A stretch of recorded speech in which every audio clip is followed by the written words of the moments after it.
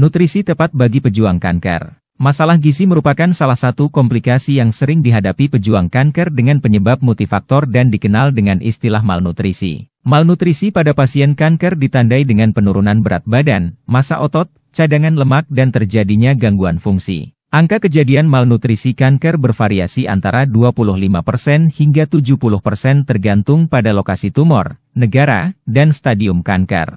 Sel-sel kanker mencetuskan terjadinya peradangan, inflamasi, dengan menstimulasi meningkatnya produksi protein yang bernama sitokin yang akan berdampak pada penekanan nafsu makan, penurunan sintesis protein oleh organ hati, serta peningkatan pemecahan protein dan lemak di dalam tubuh pasien. Selain itu, efek terapi kanker seperti kemoterapi dan radioterapi juga dapat menyebabkan mual muntah, sariawan, gangguan penyerapan dan metabolisme berbagai zat nutrisi.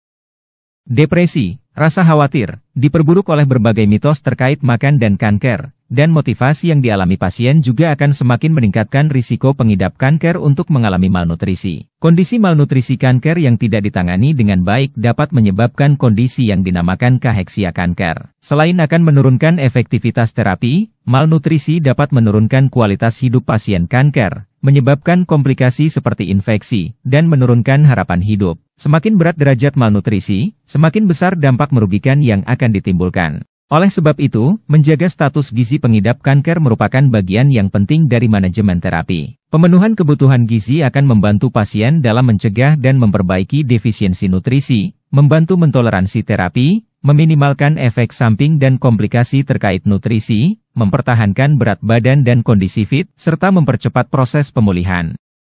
Untuk memenuhi kebutuhan nutrisi pasien kanker, ada beberapa hal yang perlu diperhatikan. 1. Jenis makanan. Kebutuhan gizi pasien kanker harus terpenuhi dengan pemberian gizi lengkap dan seimbang yang meliputi asupan karbohidrat, protein, lemak, vitamin, mineral, dan air. Pilihlah makanan segar yang mengandung kalori dan protein tinggi. Sebaliknya makanan kalengan, berpengawet serta junk food yang mengandung tinggi gula, lemak jenuh serta lemak trans sebaiknya dikurangi atau dihindari. Cukupi kebutuhan cairan dengan teratur minum air putih. Jaga kebersihan diri. Makanan dan alat makan, hindari mengkonsumsi daging atau seafood mentah atau tidak dimasak dengan matang. Bila sulit menelan makanan, sebaiknya disajikan lunak, dalam bentuk blender atau makanan cair.